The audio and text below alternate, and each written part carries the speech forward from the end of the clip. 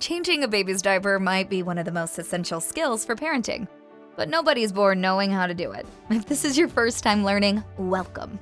Changing a diaper becomes a breeze in a few simple steps. There are 3 main things to look out for to know when your baby needs a diaper change. The diaper feels heavy or bulky. The baby seems fussy or uncomfortable. You can smell a strong odor from the diaper. Here's what you need to change your baby's diaper: a clean diaper, baby wipes, diaper cream if needed, a changing pad, or a flat surface. Now, lay your baby on their back on the changing pad or flat surface.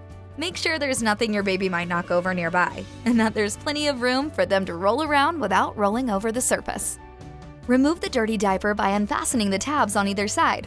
Gently gather your baby's ankles with one hand and clean your baby front to back with wipes. Apply diaper cream if needed for diaper rash. Side the clean diaper under the baby's bottom, making sure it's centered.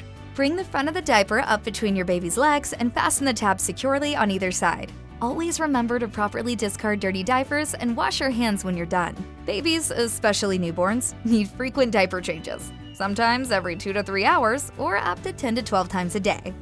As babies get older, they tend to get more wiggly. It can help to make sure your changing station is on the ground and in an area where there aren't many distractions that make your baby want to get up. It can also help to let them play with a special toy that's not a choking hazard while you change them. You're in control, but babies tend to respond better to positive energy. So after you're done, do something fun. We hope this video helps you feel ready to change your baby's diaper with confidence. Thanks for watching. If you found this video helpful, be sure to subscribe to our channel for more general parenting tips and visit us at Enfamil.com.